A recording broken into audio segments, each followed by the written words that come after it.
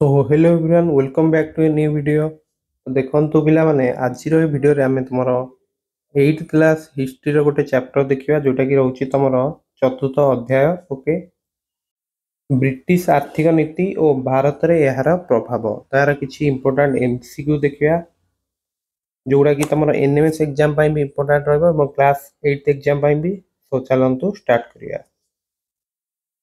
ଯେମିତି କି ଏକ ନମ୍ବରଟା ଆପଣ ଦେଖିପାରୁଛନ୍ତି, ସାର୍ ଟମାସ ମୁନର କି ବନ୍ଦୋବସ୍ତ ପ୍ରସ୍ତୁତ କରିଥିଲେ? ଅପସନ ରହିଛି ଚିରସ୍ଥାୟୀ କାରିଗରୀ ହସ୍ତଶିଳ୍ପ ଏବଂ ରୟତ ୱାରୀ। ଆନ୍ସର ରହିବ ଡି, ରୟତ ୱାରୀ। 2 ନମ୍ବର ଦେଖ, ଇଂରେଜ ଶାସନ ସମୟରେ ଭାରତର ଆର୍ଥିକ ବ୍ୟବସ୍ଥା କିପରି ଥିଲା? ତାର ଆନ୍ସର ତମର ରହୁଛି ଔପନିବେଶିକ। ବୁଝିଗଲା। ନେକ୍ସଟ 3 ନମ୍ବର ଦେଖ, 1915 ମସିହା ବେଳକୁ ଭାରତରେ କେତୋଟି ଲୁଗା କଳ ବସି ସାରିଥିଲା? ତାର ଆନ୍ସର ରହିବ 206। ଓକେ, तो निज सांगवान भितर तुम भी एगुड़ा डिस्कसन कर किंबा तुम लेखिकी थरे प्रैक्टिस करने जहाद्वारा कि परीक्षा तुम जो ऑप्शन देखिबो तुम डायरेक्ट पूरा मन पड़ जाओ। ओके, द्वितीय विश्वयुद्ध केते मसीह आरंभ होता? तो 4 रो आंसर रहिबो 1939। मन रहिला? एटा देखो, फास्ट तुम रहिला 1, तापर एठी अछि 3, 3 रो स्क्वायर अछि एठी, 3 रो स्क्वायर ता परे भी अछि। एमती गोटे ट्रिक रे मन रखि दे परियो जेउछि कि नाही। এইটা ଦେଖ, ଯେତିକି ଲୁଗା କଳ ମଣିଷ ଶରୀରରେ ଯେତିକି ହାଡ଼ ଥାଏ ସେତିକି ତମର ରହୁଛି 206। ନେକ୍ସଟ ଦେଖ ପିଲାମାନେ, 5 ନମ୍ବର କଣ ଦେଇଛି? ଚିରସ୍ଥାୟୀ ବନ୍ଦୋବସ୍ତ କେତେ ମସିହାରେ ଲାଗୁ ହେଲା? ତ 5 ନମ୍ବର ଯଦି ଆମେ ଦେଖୁଛନ୍ତି ତମର ଆନ୍ସର ରହିବ 1793। ବୁଝିଗଲ ତ? ନେକ୍ସଟ ଦେଖ ପିଲାମାନେ, 6 ନମ୍ବର କଣ ଦେଇଛି? ଭାରତରେ ପ୍ରଥମ ଲୁଗା କଳ ନିମ୍ନୋକ୍ତ କେଉଁଠାରେ ସ୍ଥାପିତ ହୋଇଥିଲା? ତ ଏର ଆନ୍ସର ରହିବ 6 ନମ୍ବର ତମର ରହୁଛି ବମ୍ବେ। नेक्स्ट देखो, 7 नंबर क्वेश्चन कौन देछि? केउ वाणिज्य संस्था भारतर ग्रामांचल रे आत्मनिर्भरशीलता को नष्ट करी देथिला? तो 7 नंबर आंसर रहबो east India company. Okay, next 8 number कौन देछि? केउ आईन जमींदारी उच्छेदर कारण थिला? तो 8 रो आंसर तम रहबो सूर्यास्त। ओके, नेक्स्ट पिलावन देखो, ओडिशा रे केते मसिया रे 9 अंक दुर्भिक्ष पड़िथिला? तो आंसर रहबो 1866। बुझियला तो? एटा गोटे इंपोर्टेंट क्वेश्चन। नेक्स्ट देखो, 10 नंबर कौन देछि? निम्नोक्त मध्यरु केउंटिकु चिरस्थायी बंदोबस्त बुझाए? तो 10 नंबर तमरा आंसर रहउछि खजनार स्थायी धार्य हबा। बुझियला? नेक्स्ट पिलावन देखो, द्वितीय विश्वयुद्ध तमरो केते मसिया रे शेष होइता ना 1945? एटा गोटे भलो क्वेश्चन। नेक्स्ट देखो पिलाମାନେ, 12 नंबर कौन देछि? निम्नोक्त केउ बंदोबस्त अनुसार नूतन जमी जमा एक बिक्रीलब्ध सामग्री रूपे परिगणित हैला? तो 12 आंसर रहबो तमरो माहलवारी। नेक्स्ट 13 नंबर कौन देछि? सार टमास मुनरो केते मसिया रे माड्रास प्रेसिडेंसी रो गवर्नर थिले? तो 13 नंबर तम आंसर होछि 1820। ओके, बुझि पारलो? नेक्स्ट पिलाମାନେ ଦେଖ, 14 नंबर, ରୟତୱାରୀ ବନ୍ଦୋବସ୍ତରେ ପ୍ରତି କେତେ ବର୍ଷରେ ଖଜଣା ସ୍ଥିର ହେବ ବୋଲି ନିୟମ ରହିଲା? ତ 14 ର ଆନ୍ସର ହେଉଛି ତମର 20 ବା 30। ନେକ୍ସଟ ଦେଖ, 15 ନମ୍ବର କ୍ୱେଶ୍ଚିନ୍ ତମର କଣ ଦେଇଛି? ରୟତୱାରୀ ବନ୍ଦୋବସ୍ତ ନିମ୍ନୋକ୍ତ କେଉଁଠାରେ ଆରମ୍ଭ କରାଯାଇଥିଲା? ତ ଏହାର ଆନ୍ସର ରହିବ ତମର ମାଡ୍ରାସ ଓ ବମ୍ବେ। ବୁଝିଗଲ ତ? ନେକ୍ସଟ 16 ନମ୍ବର ଦେଖିବା। 16 ନମ୍ବର ପ୍ରଶ୍ନ ଦେଖ, ଶ୍ରମିକମାନଙ୍କ ମଧ୍ୟରେ ଏକତା ଭାବ ସୃଷ୍ଟି ହେବା ଦ୍ୱାରା ନିମ୍ନୋକ୍ତ କେଉଁଟିକୁ ସାହାଯ୍ୟ କଲା? ଏଟା ତମେ ଜାତୀୟ ଆନ୍ଦୋଳନ ରହିବ ଆନ୍ସର। ଓକେ,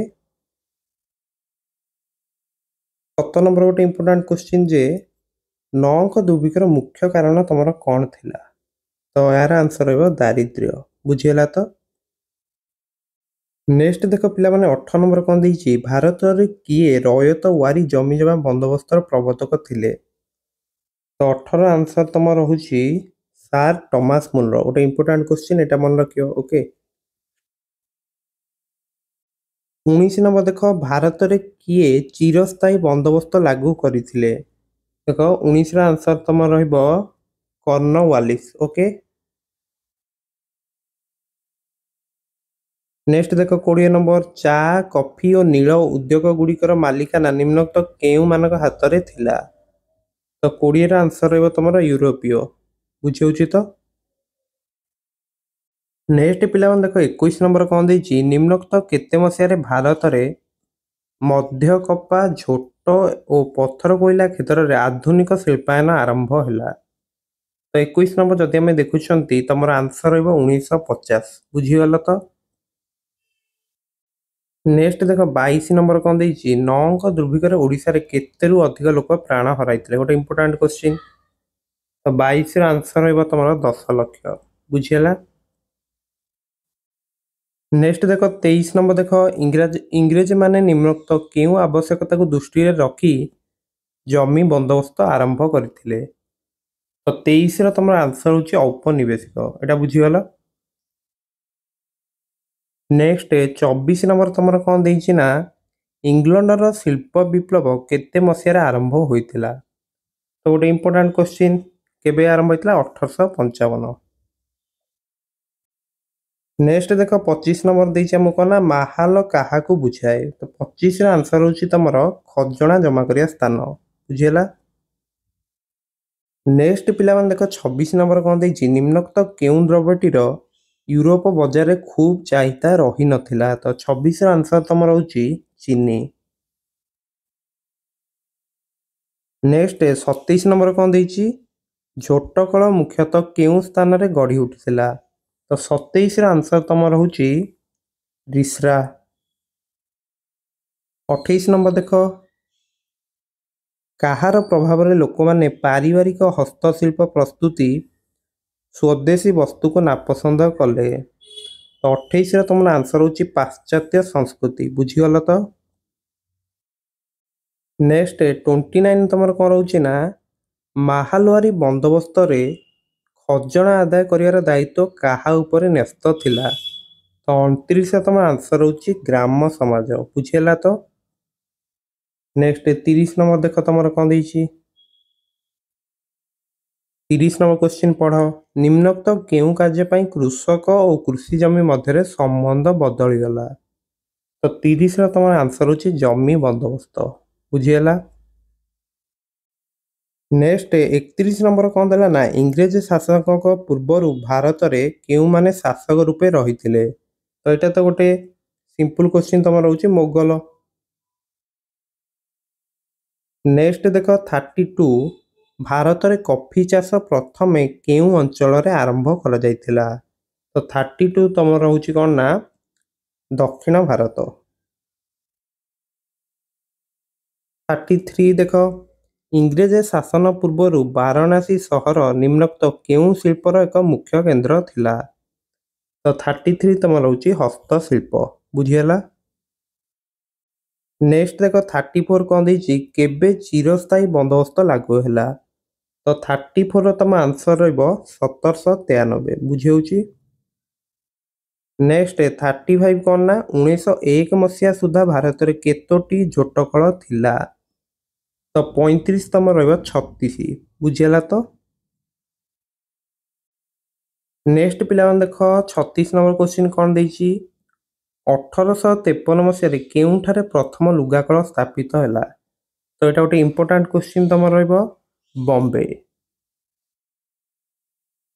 ନେକ୍ସଟ ଦେଖ ପିଲାମାନେ 37 କଣ ଦେଇଛି, ଓଡ଼ିଶାରେ ନଅଙ୍କ ଦୁର୍ଭିକ୍ଷ କେଉଁ ରାଜାଙ୍କ ସମୟରେ ପଡ଼ିଥିଲା? ତ 37 ରହିବ ତମର ଦିବ୍ୟସିଂହ ଦେବ। ଏଇଟା ମନେ ରଖ। 38ଟା ଗୋଟେ ଇମ୍ପୋର୍ଟାଣ୍ଟ କ୍ୱେଶ୍ଚିନ୍, କେବେ ଭାରତରେ ପ୍ରଥମ ଝୋଟକଳ ସ୍ଥାପିତ ହେଲା? ତ 38 ତମର ରହିବ 1855। ବୁଝିହେଉଛି?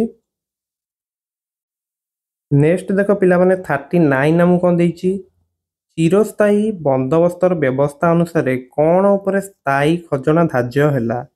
ତ 39 ଆନ୍ସର କଣ ରହିବ ନା, ଜମି।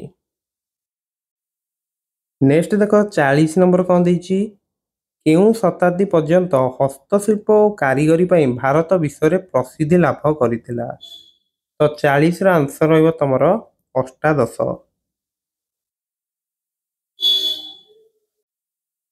नेक्स्ट क्वेश्चन देख तुम 41 कर देछि पाश्चात्य संस्कृतिर प्रभाव रे लोके पारिवारिक हस्तशिल्प बदल रे केउ वस्तु को पसंद कले।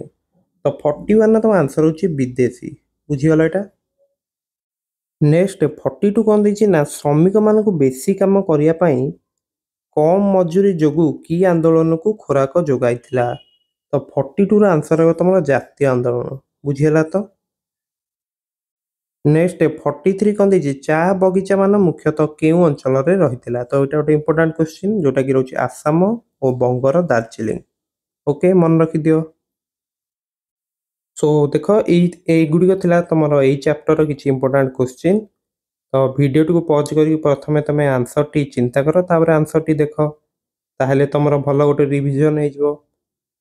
तो देख मैथ और मैथ्स रे तमरो क्वेश्चन गुडे करे बहुत टाइम लागि जाई पारे किंतु देखो एटा जे तुम मन रखिछ पूरा डायरेक्ट जाके आंसर करिवो। तो तुमरो हिस्ट्री ज्योग्राफी पार्ट को तुम भाबनी जे बहुत गुडा डाटा देइछि मु गुडे को केमती मन रखिबी। तो किंतु ए क्वेश्चन गुडे तुम जल्दी कर दे पारिबो माने मार्क भी तुमरो भलो आसी जिवो। बुझी होछि।